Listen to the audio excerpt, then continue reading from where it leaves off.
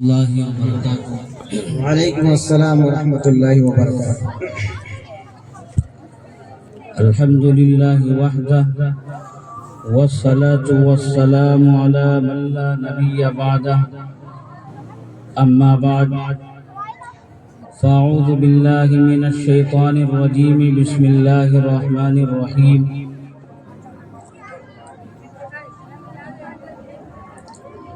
قال اللہ تبارک و تعالی فی القرآن المجید والفرقان الحمید، اليوم نختم على أفواههم وتكلمنا أيديهم وتشهد أرجلهم بما كانوا يكسبون، أو كما قال الله تبارك وتعالى، وقال النبي صلى الله عليه وسلم، اقرأ وارتق ورتل كما كنت ترتل في الدنيا فإن منزلك عند آخر آية تقرأها، أو كما قال عليه الصلاة والسلام۔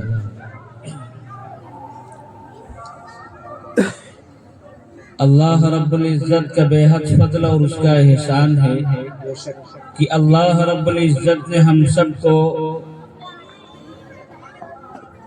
اس نورانی مجلس کا حصہ بنایا۔ یہ اللہ کی طرف سے بہت بڑی عطا ہے، کیونکہ اللہ تبارک و تعالیٰ کا جب کرم ہوتا ہے اور اس کا رحم ہوتا ہے، تبھی وہ کسی نیک کام کی توفیق کسی انسان کے حوالے کرتا ہے۔ ہم سب یہاں آئے، یہ اللہ کی بہت بڑی عطا ہے۔ میرے عزیزو، آج چونکہ یہ جلسہ قرآن کے عنوان سے ہے، ابھی دستار فضیلت ہوگی، لہذا میں قرآن ہی کے حوالے سے بات کروں گا کہ قرآن تم سے چاہتا کیا ہے، قرآن کیا کہتا ہے، قرآن کی ہدایات کیا ہیں، قرآن تم کو کہاں چلنے کو کہتا ہے، کس طرح زندگی گزارنے کو کہتا ہے، میں اسی سے متعلق بیان کروں گا انشاءاللہ۔ میرے عزیزو، آپ کو معلوم ہے کہ یہ دنیا چند روزہ ہے۔ جتنے بھی انسان اس دنیا کے اندر آئے ہیں، ایک نہ ایک دن اس دنیا کو چھوڑ کر کے انہیں جانا ہے، اور جانے کے بعد ایک ایک چیز کا حساب و کتاب دینا ہے، چاہے وہ پڑھا ہو اور چاہے وہ غیر پڑھا لکھا ہو۔ انسان دنیا کے اندر آیا ہے تو اپنے کیے کا ایک نہ ایک دن اس کو حساب دینا ہوگا۔ رب پوچھے گا کہ تم نے زندگی کیسی گزاری تھی، دنیا میں تم نے کیا کیا تھا، کیا کام کیے تھے، ساری چیزوں سے متعلق رب پوچھے گا۔ میرے عزیزو، کل جب ہم دنیا سے جائیں گے اور ایک دن جمع ہوں گے، اور وہ دن کون سا ہوگا؟ ایسا دن ہوگا کہ جس دن کوئی انسان اپنی جان بچا نہیں سکے گا۔ قرآن اس کا نقشہ کھینچتا ہے، قرآن کہتا ہے، یا ایھا الناس اتقوا ربکم ان زلزلۃ الساعۃ شیء عظیم یوم ترونها تذهل كل مرضعۃ عما ارضعت وتضع كل ذات حمل حملها وترى الناس سكارى وما هم بسكارى ولكن عذاب الله شدید۔ قرآن کہتا ہے، اے لوگو تم ڈرو اپنے پروردگار سے، یا ایھا الناس اتقوا ربکم ان زلزلۃ الساعۃ شیء عظیم۔ قیامت کا جو مرحلہ ہے وہ بڑا سخت ہے، بڑی عجیب چیز ہے۔ پیغمبر علیہ الصلوۃ والسلام کو اللہ مخاطب کر کے فرماتا ہے، یوم ترونہا تذہل کل مرضعۃ عما ارضعت وتضع کل ذات حمل حملہا وتری الناس سکارا، کہ جس دن ہر دودھ پلانے والی ماں اپنے دودھ پلائے ہوئے کو بھول جائے گی، اور ہر حمل والی عورت دن مکمل نہیں ہوگا، دن مکمل ہونے سے پہلے پہلے وہ اپنے حمل کو ڈال دے گی۔ اور پیغمبر کو مخاطب کر کے اللہ کہتا ہے کہ آپ دیکھیں گے لوگوں کو اس دن کی وہ نشے کی حالت میں ہوں گے، لیکن ایسا نہیں ہے، نشہ نہیں ہوگا، عذاب اللہ کا بڑا سخت ہے۔ کیسا دن ہوگا؟ قرآن کہتا ہے تعرج الملائکۃ والروح الیہ فی یوم کان مقدارہ 50,000 سنہ، اتنا لمبا دن ہوگا، اتنا بڑا دن ہوگا کہ انسان کھڑا کھڑا پریشان ہو جائے گا، سورج سوا ہونے سے پر ہوگا، آگ برس رہا ہوگا۔ ایسے حالات کے اندر انسان کیا کرے گا؟ بے بس ہوگا۔ 50,000 سال کا وہ دن ہوگا۔ بتاتے ہیں بچے جو ہوں گے یومئذ یجعل الولدان شیبا، کہ وہ بوڑھے ہو جائیں گے۔ کیا مطلب ہے؟ مفسرین اس کی تفسیر کرتے ہیں، دو مطلب بتاتے ہیں۔ ایک تو یہ ہوگا کہ بچے جو ہیں وہ اتنا سہن کر کے بیٹھ جائیں گے اس دن کی ہولناکی اور منظر کو دیکھ کر کے کہ وہ بچے جو ہیں جو لڑکپن والی حرکتیں وہ نہیں کریں گے، ایک بوڑھوں والی معزز طریقے سے بیٹھ جائیں گے۔ یا یہ کہ ایسا ہوگا کہ اتنا بڑا دن ہوگا کہ بچے جو ہوں گے وہ بڑھاپے کو پہنچ جائیں گے، جیسا کہ ہے تعرج الملائکۃ والروح الیہ فی یوم کان مقدارہ 50,000 سنہ، 50,000 سال کا وہ دن ہوگا۔ میرے عزیزو، وہاں کوئی کسی کے کام نہیں آئے گا۔ قرآن کہتا ہے اس دن کی ہولناکی کے سلسلے میں یوم یفر المرء من اخیہ وامہ وابیہ وصاحبتہ وبنیہ لکل امرئ منہم یومئذ شأن یغنیہ، کہ جس دن انسان اپنے بھائی سے بھاگے گا، اپنی ماں سے بھاگے گا، اپنے باپ سے بھاگے گا، اپنی بیوی سے بھاگے گا۔ دوستو سوچو دنیا میں اس سے بڑے رشتے کون ہو سکتے ہیں؟ باپ کا بیٹے کے ساتھ جو رشتہ ہے، بیوی کا شوہر کے ساتھ جو رشتہ ہے، بھائی کا بھائی کے ساتھ جو رشتہ ہے، کیا اس سے بڑے بھی رشتے دنیا میں ہیں؟ لیکن کوئی پہچانے گا نہیں۔ ایسی ہولناکی ہوگی، ایسا نفسی نفسی کا عالم ہوگا، لوگ ایک دوسرے کو چھوڑ کر کے بھاگ رہے ہوں گے، ہر ایک شخص دوسرے سے بے نیاز ہوگا۔ میرے عزیزو، اس لیے ہمیں دنیا میں رہ کر کے آخرت میں اللہ کے سامنے کیا منہ دکھانا ہے، اس کو کیا جواب دینا ہے، اس طریقے سے ہمیں زندگی گزارنی ہے۔ میرے عزیزو، ہم سوچتے نہیں ہیں، ہمیں یہ پتہ ہی نہیں ہے کہ ہمیں مرنا بھی ہے، دنیا سے ہمیں جانا بھی ہے، ہمارے دلوں میں یہ خیال نہیں آتا ہے۔ میں آپ کو بتاتا ہوں، اما عائشہ صدیقہ رضی اللہ تعالی عنہ ایک مرتبہ پیغمبر علیہ السلام کے سامنے بیٹھی ہوئی تھی اور رو رہی تھی۔ پیغمبر علیہ السلام نے حضرت عائشہ رضی اللہ تعالی عنہ سے پوچھا، ما یبکی کی یا عائشہ، اے عائشہ کس چیز نے تم کو رلا دیا؟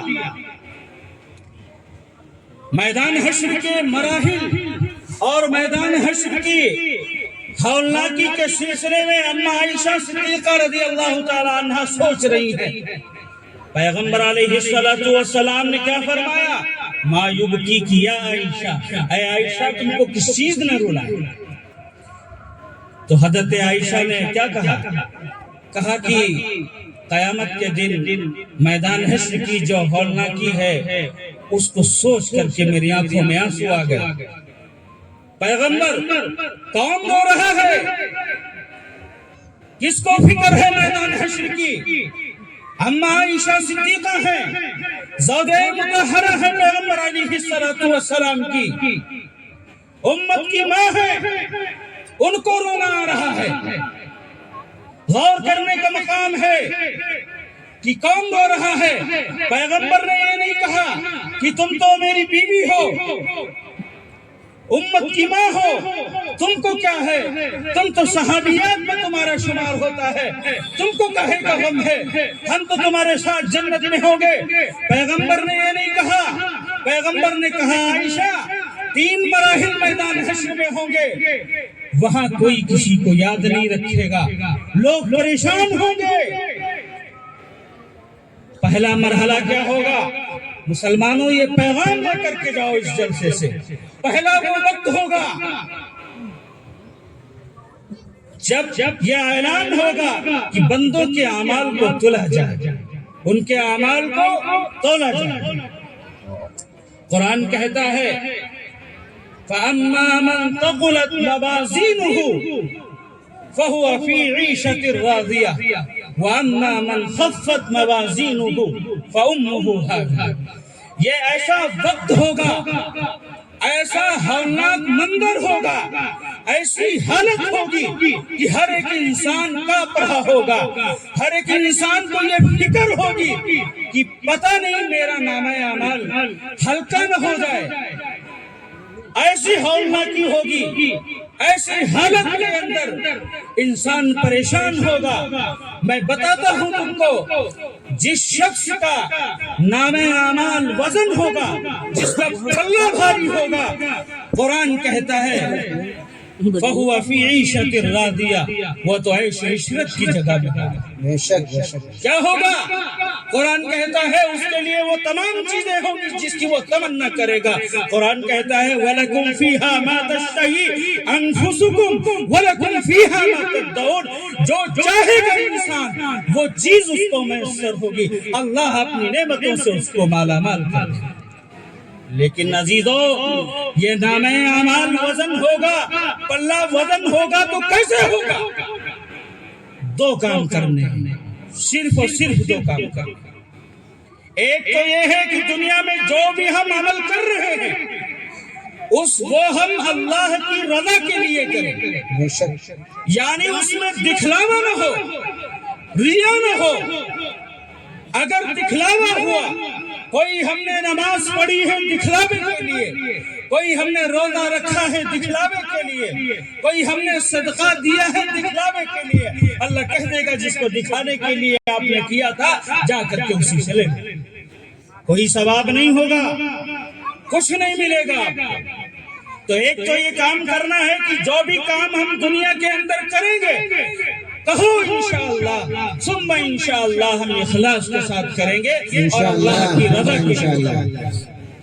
دوسرا یہ کام ہوگا کہ دنیا میں رہ کر کے اگر کسی کا کوئی حق میرے ذمے نکل رہا ہے تو اس کو ہم پہلی فرصت میں ادا کریں۔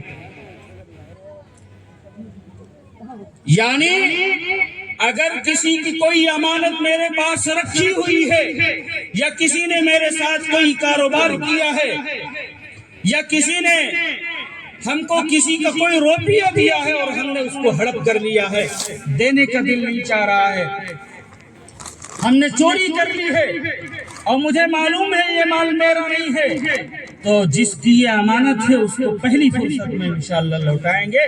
کل میدان حشر میں آپ کے اعمال کا جو پلہ ہوگا وہ بھاری بھاری ہوگا۔ کیوں ہوگا یہ 2 کام کیوں کرنے ہیں؟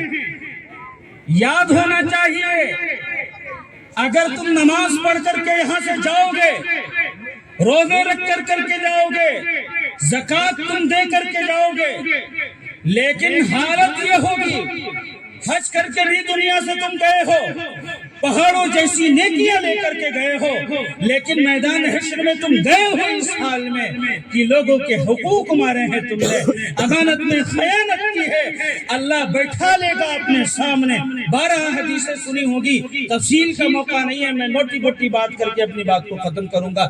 اللہ اپنے سامنے بٹھائے گا اور حقوق والے آئیں گے آپ کی نمازوں کا ثواب لیے چلے جائیں گے، آپ کے روزوں کا ثواب لیے چلے جائیں گے، آج کے صدقات کا ثواب لیے چلے جائیں گے۔ آج آپ کا حج کام نہیں آئے گا، وہ حقوق جن کے آپ نے حقوق مارے تھے، کسی کا قتل کیا تھا، کسی کی زمین کو غصب کیا تھا، اپنے بھائی کا حصہ مارا تھا، اپنی بہنوں کا حصہ مارا تھا، یہ سب کے سب وہاں جمع ہوں گے اور اللہ انصاف کرے گا۔ قرآن میں اللہ کہتا ہے وَنَضَعُ الْمَوَازِينَ الْقِسْطَ لِيَوْمِ الْقِيَامَةِ فَلَا تُظْلَمُ نَفْسٌ شَيْئًا وَإِنْ كَانَ مِثْقَالَ حَبَّةٍ مِّنْ خَرَدَلٍ أَتَيْنَا بِهَا وَكَفَىٰ بِنَا حَاسِبِينَ کہ جس دن ہم انصاف کی ترازویں رکھیں گے، کسی پر کوئی ظلم نہیں ہوگا۔ اگر کسی کا رائی کے دانے کے برابر بھی کوئی عمل ہوگا، اچھا ہو یا برا، أَتَيْنَا بِهَا اللہ کہتا ہے ہم اس کو سامنے لے آئیں گے اور ہم حساب لینے کے لیے کافی ہیں۔ بے شک بے شک بے شک۔ ایک ایک پائی پائی کا حساب ہوگا۔ اگر ہم امانت میں خیانت کر کے دنیا سے جائیں گے تو میدان حشر میں وہ تمام ثواب چلا جائے گا، اعمال کا پلہ آپ کا کیسے بھاری ہوگا، ہلکا پڑ جائے گا۔ قرآن کہتا ہے وَأَمَّا مَنْ خَفَّتْ مَوَازِينُهُ فَأُمُّهُ هَاوِيَةٌ جس کا نام اعمال کا پلہ ہلکا ہو گیا، میدان حشر میں اس کو جہنم کی آگ میں جھونک دیا جائے گا۔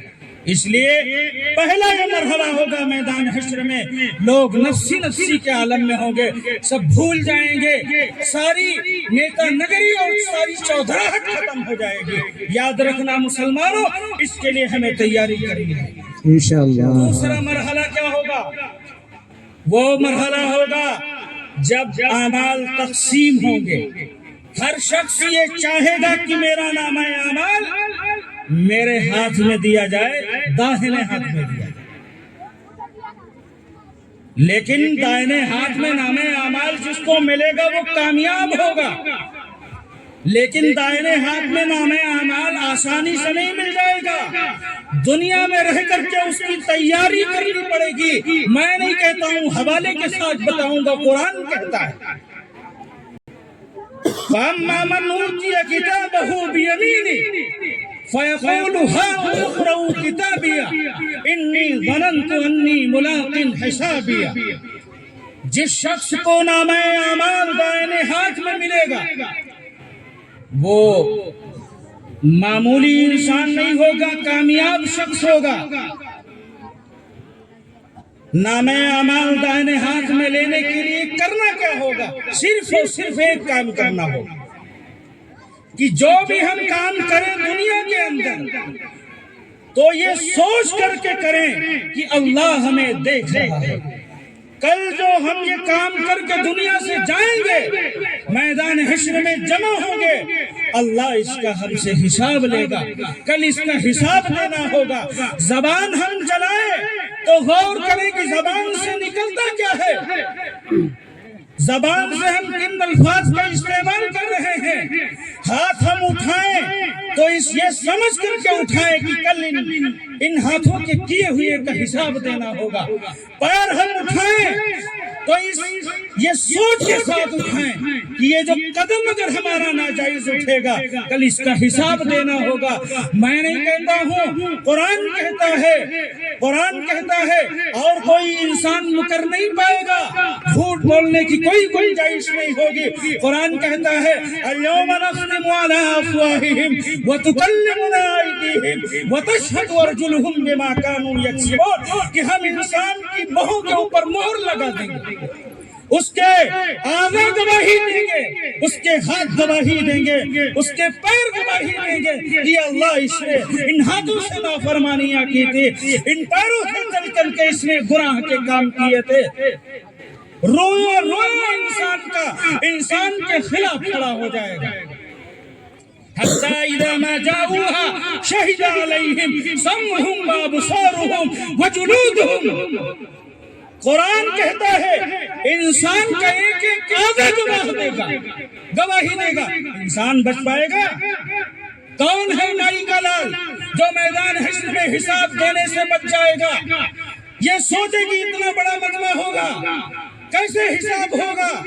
اللہ کہتا ہے یا معشر الجن والانس ان استطعتم ان تنفذوا من اقطار السماوات والارض فانفذوا لا تنفذون الا بسلطان. اے انسان و جنات کے گروہ، اگر تمہارے اندر یہ طاقت ہے کہ تم زمین و آسمان کے دائرے سے نکل سکتے ہو تو نکل کر کے دکھاؤ، تم حساب کتاب نہ دو. کون ہے ایسا کس کے اندر طاقت ہوگی اللہ کے سامنے بھاگنے کی؟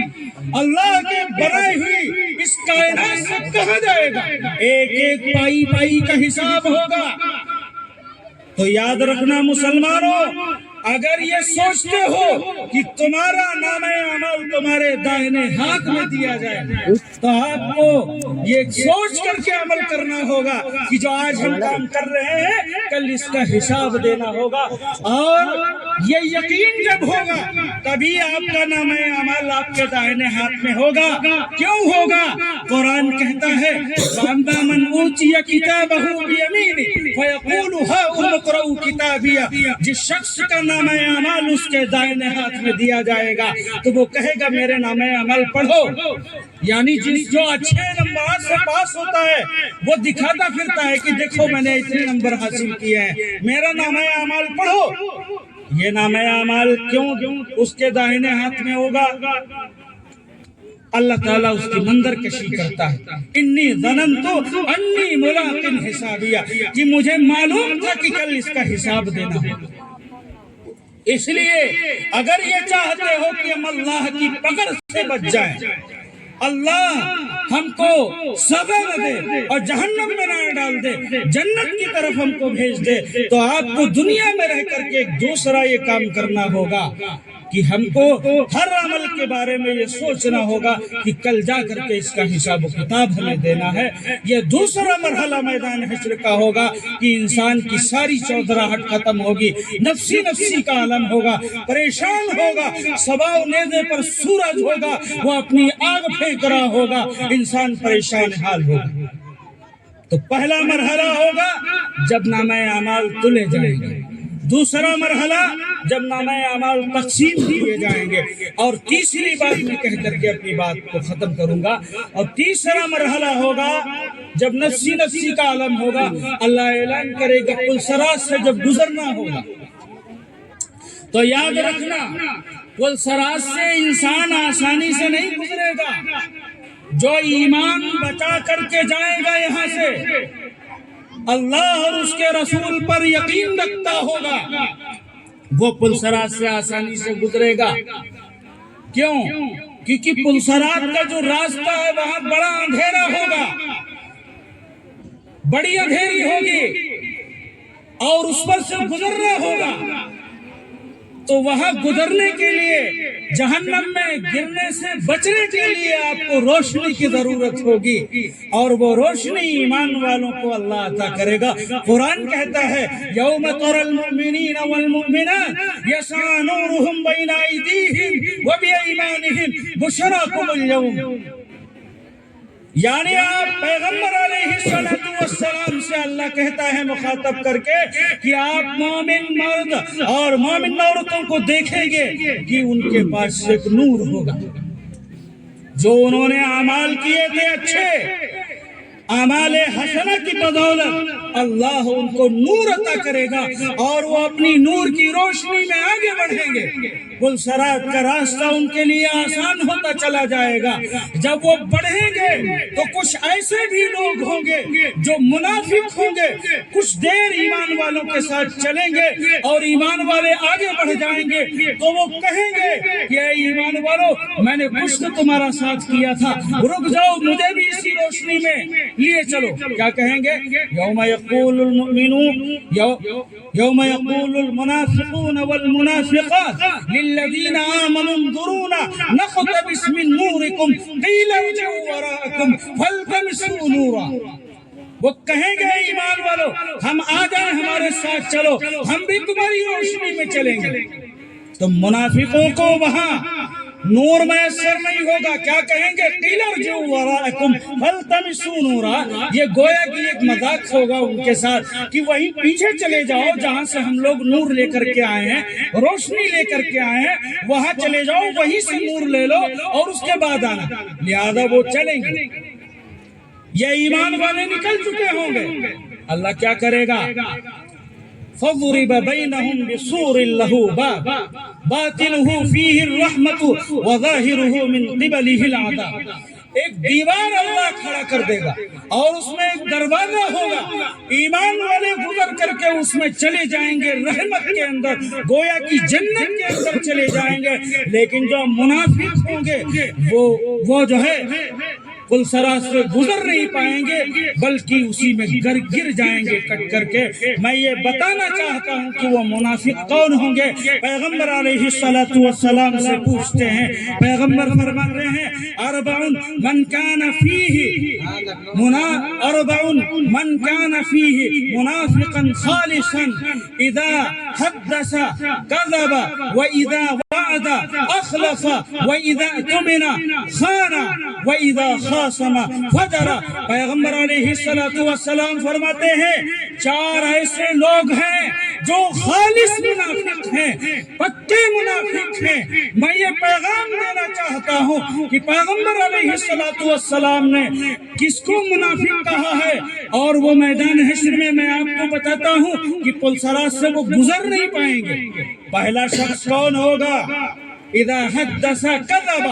جب وہ بولے گا, بات کرے گا تو جھوٹ بولے گا. جب بھی اس کو بات کرنے کا موقع ملے گا جھوٹ بولے گا. پیغمبر فرماتے ہیں وہ منافق ہے اور پکا منافق ہے. دوسرا وہ ہوگا وَإِذَا وَعَدَ أَخْلَفَ. جب بھی وہ وعدہ کرے گا تو خلاف ورزی کرے گا, وعدے پہ اپنا کام نہیں کرے گا, وعدہ کر کے جائے گا اور وعدے خلافی کرے گا. اور تیسرا شخص وہ ہے جب بھی اس کے ذمے امانت نکلے گی, بہنوں کا حق نکل آیا, آرام سے کھا رہے ہیں, بھائی کا حق مار رہے ہیں, آرام سے کھا رہے ہیں, کوئی فکر نہیں ہے. پیغمبر کہتے ہیں کہ جس میں 4 باتیں پائی جائیں گی وہ پکا منافق ہوگا, اور منافق پلسرات سے نہیں گزر پائے گا, کٹ کر کے گر جائے گا اسی جہنم میں. جب بھی اس کے ذمے کوئی امانت نکلے گی, کسی کا حق نکلے گا, کھانا کھا کر کے بیٹھ جائے گا. اور چوتھا شخص وہ ہوگا کہ جب بھی اس کی کسی سے بات چیت ہو, وَإِذَا خَاصَمَ. جب غصے کا وقت ہوگا, کسی سے جھگڑے گا تو بالکل ماں بہن کی گالیوں پر اتر آئے گا, فوراً گالم گلوچ کرے گا.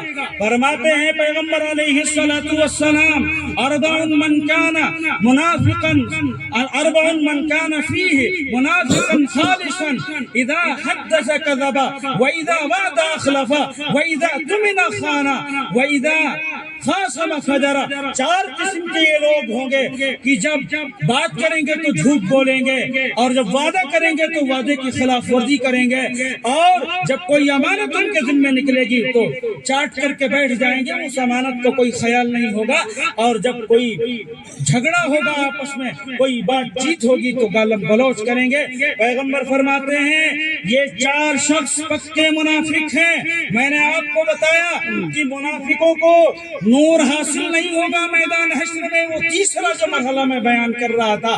اب لوگ اس میں ایک اور تفسیر ہے, لوگ یہ کہیں گے کہ وہ جن کو جو جہنم میں گر جائیں گے وہ خالص نفاق اعتقادی ہوگا. اب اس میں ایک بحث ہے کہ یہ نفاق اعتقادی ہے یا عملی ہے. میں بتانا چاہتا ہوں کہ نفاق اگر اعتقادی ہوگا تو ہمیشہ کے لیے اسی میں جلتا رہے گا, دوبارہ نکلنے کا موقع نہیں ہوگا. اور اگر نفاق عملی ہوگا تب بھی پلسرات سے نہیں گزرے گا, گر جائے گا, اور اپنے اعمال کی سزا بھگتنے کے بعد پھر تو جنت میں جا سکتا ہے, لیکن پہلے مرحلے میں جنت میں نہیں جائے گا. یہ پیغمبر فرماتے ہیں میرے عزیزوں آج سے پیغام لے کر کے اٹھو کہ ہمیں دنیا میں جتنے بھی کام کرنے ہیں اللہ کے سامنے ہمیں اس کا حساب دینا ہوگا۔ قرآن کہتا ہے وَمَن يَعْمَلْ مِثْقَالَ ذَرَّةٍ خَيْرًا يَرَهُ وَمَن يَعْمَلْ مِثْقَالَ ذَرَّةٍ شَرًّا يَرَهُ۔ اگر کوئی انسان اچھا عمل کر کے جائے گا تو اس کے اعمال کا بھی اس کا بدلہ دیکھے گا، وہ سامنے ہوگا اس کے، اور اگر کوئی برا عمل کر کے جائے گا تو اس کا بھی بدلہ اس کے سامنے ہوگا۔ اللہ پاک سے دعا ہے کہ اللہ پاک ہم سب کو کہنے سننے سے زیادہ عمل کی توفیق عطا فرمائے۔ جو باتیں اس کی سراپا تقصیر کے منہ سے نکلی ہیں، اگر اس میں کوئی غلطی ہوئی ہو، میں علماء بیٹھے ہوئے ہیں، آپ میری رہنمائی فرما دیں، اس میں کوئی بات نہیں ہے، لیکن جو میں نے باتیں کہی ہیں تقریباً سب قرآن حدیث کے حوالے سے کہی ہیں۔ اللہ پاک سب کو عمل کی توفیق دے اور اس جلسے کو اللہ کامیاب فرمائے۔ جن بچوں کی دستار بندی ہوگی اللہ تعالیٰ ان بچوں کے دلوں کو اللہ علم کی دولت سے مالا مال فرمائے اور ان کے والدین کو اجر عظیم عطا فرمائے اور اس مدرسے کو دن دونے رات چوگنے ترقیات سے مالا مال فرمائے۔ یہ چمن یوں ہی رہے گا اور ہزاروں یہ چمن یوں ہی رہے گا اور ہزاروں بلبلیں اپنی اپنی بولیاں سب بول کر اٹھ جائیں گی۔ وآخر دعوانا الحمدللہ رب العالمین۔ بہت خوب ہے، زندہ باد۔ انہی کی محفل سجا رہا ہوں، شراب میرا ہے رات ان کی، انہی کے مطلب کی کہہ رہا ہوں، زبان میری ہے بات ان کی۔ یہ تھے حضرت مولانا افضل احمد صاحب قاسمی دامت برکات ہو، جو قرآن حدیث کے حوالے سے آپ کو پیغام دے رہے تھے اپنی تقریر کے ذریعے سے، اور آپ نے بغور سماعت فرمایا۔ اللہ کرے اسی طریقے سے سننے کا جذبہ ہمارے اندر پیدا ہو جائے اور سن کر کے عمل کرنے کا بھی جذبہ پیدا ہو جائے۔ حضرات گرامی، ہمارے مہمان خصوصی حضرت اقدس قاری ریاض احمد صاحب استاد دارالعلوم ندوۃ العلماء لکھنؤ تشریف لا چکے ہیں۔